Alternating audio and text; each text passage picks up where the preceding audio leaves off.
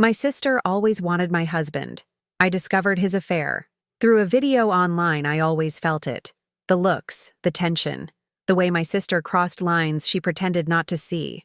I told myself I was imagining things. Family doesn't do that. I was wrong. Late one night, scrolling mindlessly online, a video appeared on my screen. I didn't click it at first. Something told me not to. But when I did, my entire world shifted. There they were. Not rumors, not suspicion. Proof. In that moment, betrayal stopped being emotional and became undeniable. And what they thought would stay hidden forever became the very thing that set me free. If this story helps you trust your instincts or recognize betrayal hidden in plain sight, please leave a like and subscribe. There are betrayals that announce themselves loudly, and there are betrayals that whisper for years before finally screaming. My sister Camila's desire for my husband Marco was the second kind, present in small gestures and lingering glances, in boundary violations disguised as closeness, in comments that walked the line between appropriate and invasive. For years I told myself I was imagining things, that my insecurity was creating problems where none existed, that family loyalty meant something and my sister would never actually cross that line. I was wrong about all of it, and I discovered just how wrong late one night when a video appeared on my phone screen, uploaded to a social media platform by someone who'd recognized them and thought I should know, proof that the betrayal I'd been feeling but dismissing was real and had been ongoing for over a year. My name is Valentina Morales, and I'm 33 years old. This story begins 2 months ago, though the roots go back much further, to the beginning of my relationship with Marco, to the way my younger sister Camila reacted when I introduced him to our family 6 years ago, to the pattern of inappropriate attention and boundary crossing that I noticed but convinced myself not to see. The video I found was just the undeniable evidence of what had been building for years, the proof that transformed my instincts and discomfort from paranoia into justified recognition of betrayal by the two people I should have been able to trust most completely. I met Marco 7 years ago when we were both 26, introduced through mutual friends at a party. The attraction was immediate and mutual. Marco was charming and attentive, ambitious in his career as a civil engineer, someone who made me feel seen and valued in ways I hadn't experienced in previous relationships. We dated for a year before moving in together, got engaged after 2 years, married after 3. Our relationship seemed solid and loving, built on shared values and genuine affection, the kind of partnership I'd always hoped to find. I brought Marco to meet my family about 2 months into our relationship, nervous because my family's approval mattered to me, and because introducing a serious boyfriend felt significant. The dinner went well overall. My parents liked Marco. My older brother was polite and welcoming, but I noticed something strange about Camila's reaction to Marco, something that made me uncomfortable even though I couldn't quite articulate what was wrong. She was overly attentive, laughing too hard at his jokes, touching his arm unnecessarily when making points in conversation, positioning herself physically close to him throughout the evening. At the time, I told myself Camila was just being friendly, that she was trying to make Marco feel welcome in our family, that I was being possessive and insecure by reading anything inappropriate into her behavior. Camila was 21 then, 5 years younger than me, still in college and living at home. She'd always been the outgoing one, the social butterfly who charmed everyone, someone who was naturally flirtatious and tactile with people. I convinced myself her behavior with Marco was just her normal personality, not anything specifically directed at him that crossed boundaries, but the pattern continued and intensified over the years. At family gatherings, Camila would seek Marco out, position herself next to him, monopolize his attention with questions about his work and interests. She'd touch him frequently, hand on his arm, fingers brushing his shoulder, sitting close enough that their legs touched. She'd dress provocatively at family events, wearing low-cut tops and short skirts, then position herself where Marco would notice. She'd ask him for help with things, moving furniture in her apartment, fixing her car, advice about contractors for renovations, requests that gave her excuses to be alone with him and to cast him as rescuer or protector. I mentioned my discomfort to Marco several times over the years, saying that Camila's behavior seemed inappropriate, that the touching and the attention felt like more than just sisterly friendliness. Marco always dismissed my concerns, said Camilla was just being nice, that I was reading too much into normal family interactions, that he didn't notice anything inappropriate in her behavior. His dismissals made me doubt my own perceptions, made me feel like the problem was my insecurity rather than Camilla's boundary violations.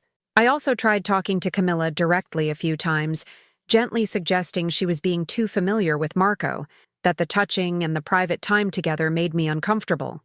Camilla would act shocked and hurt, would claim I was being jealous and controlling, would insist she was just being a good sister-in-law and trying to have a relationship with my husband. She'd frame my concerns as my problem, my insecurity, my possessiveness, my inability to trust, and I'd end up apologizing, feeling guilty for suggesting inappropriate behavior when maybe I was just imagining things. This pattern, me noticing Camilla's behavior, mentioning it to Marco or Camilla, being dismissed and made to feel like the problem was my perception rather than their behavior, continued for years. It created a situation where I knew something was wrong, but couldn't get anyone to validate my concerns or take them seriously. I felt gaslit and isolated, like I was seeing something everyone else insisted wasn't there, doubting my own judgment while simultaneously unable to shake the discomfort I felt watching my sister interact with my husband. There were specific incidents that stood out as particularly troubling. Once at a family barbecue, I came inside from the yard and found Camilla and Marco alone in the kitchen, standing very close together, Marco's hand on Camilla's waist. They stepped apart quickly when they saw me, acted like nothing had happened, explained they'd been looking at something on Camilla's phone, but the body language I'd witnessed, the proximity and the touching, suggested something more intimate than just looking at a phone screen together.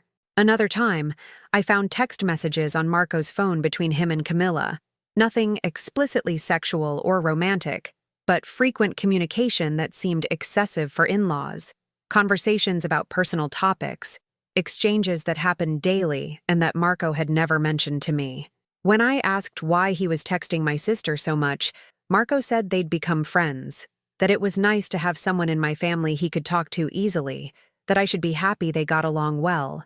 Again, his explanation was superficially reasonable, but something about the volume of communication and the secrecy, he'd never mentioned these conversations, felt wrong. There was also an incident about a year ago where Camilla came to our house while I was at work, claiming she needed to borrow some kitchen equipment for a dinner party she was hosting. Marco was home and let her in, and according to what he told me later, she'd stayed for over 2 hours, having drinks and conversation.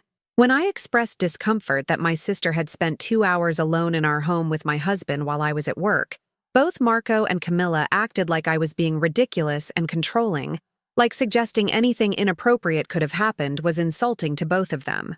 All these incidents accumulated over years, building a case in my mind that something was wrong even though I couldn't prove it, and everyone involved insisted I was imagining things.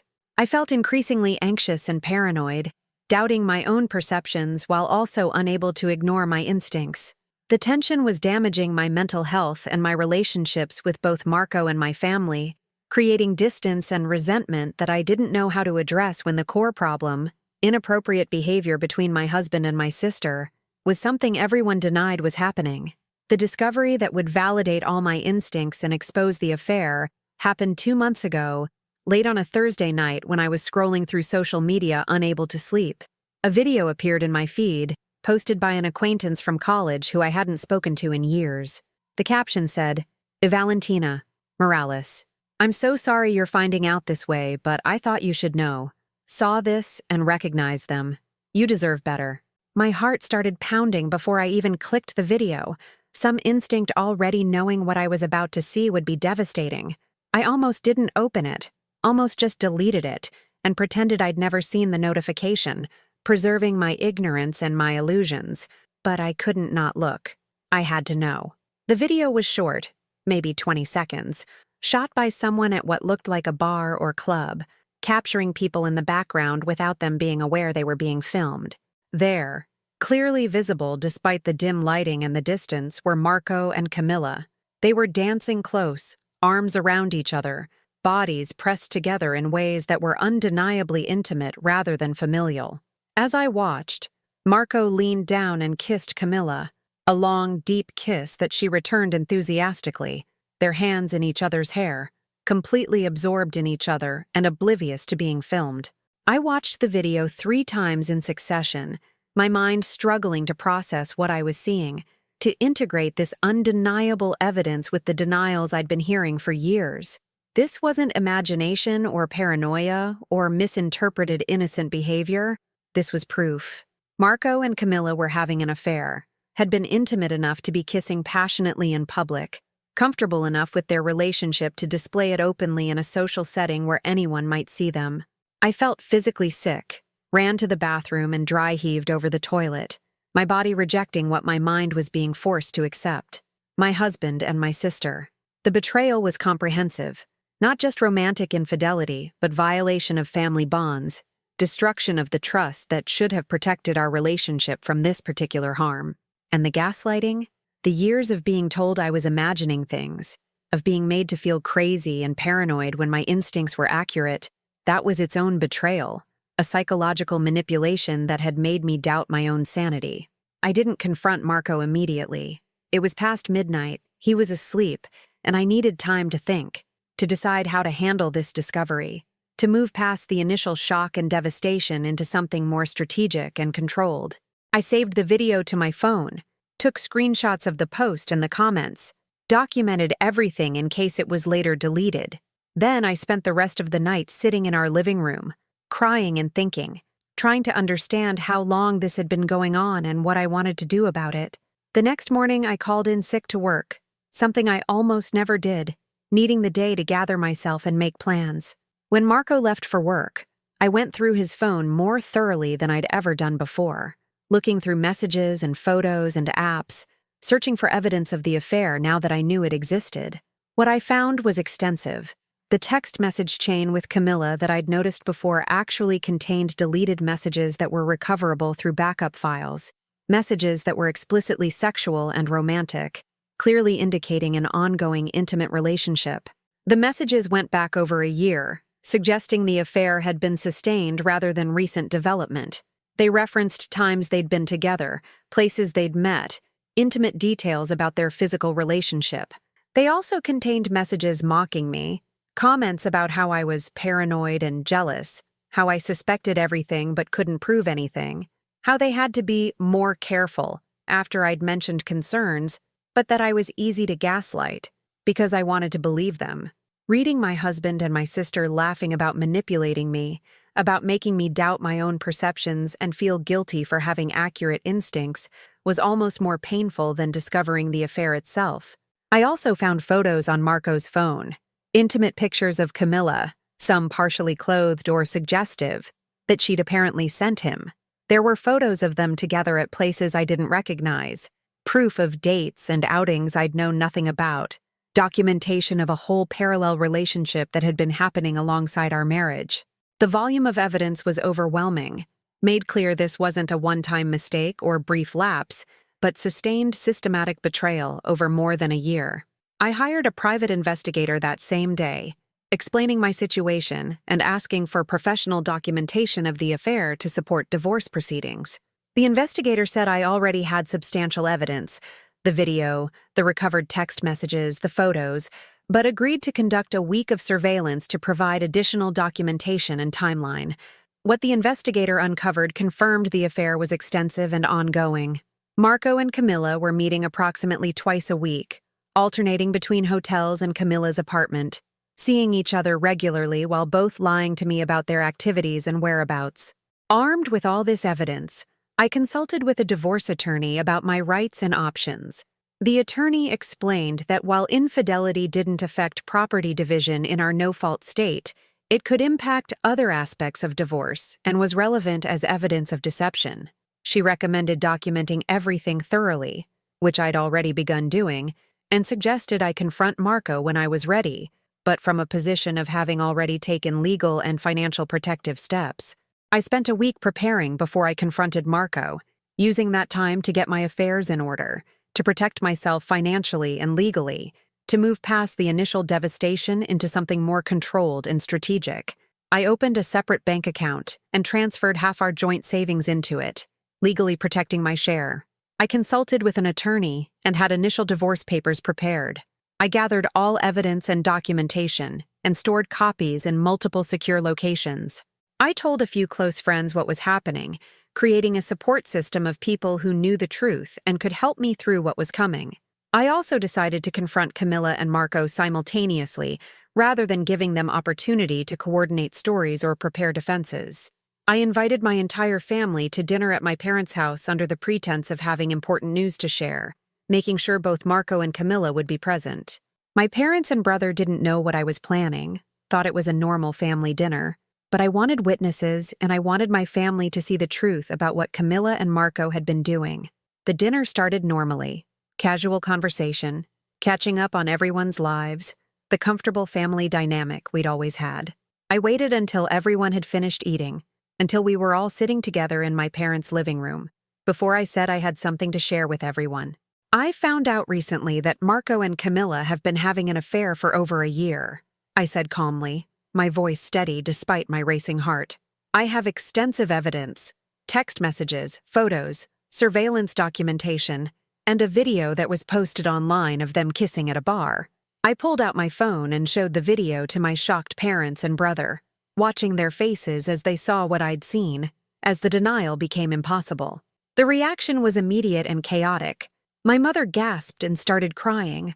My father's face went dark with anger. My brother stood up looking like he might physically attack Marco. Camilla and Marco both started talking at once, denying and explaining and trying to control the narrative. But I cut them off. Don't bother lying, I said firmly. I have recovered text messages where you discuss the affair explicitly, where you mock me for suspecting but not being able to prove anything, where you talk about gaslighting me and making me feel crazy. I have photos Marco took of Camilla that are clearly intimate. I have surveillance documentation of you meeting at hotels twice a week. I have a year's worth of evidence of you both systematically betraying me while making me feel paranoid for noticing what was actually happening. I pulled out printed copies of the most damning evidence and handed them to my parents, letting them see in Marco and Camilla's own words what had been happening, how long it had been going on, how calculated and deliberate the betrayal had been.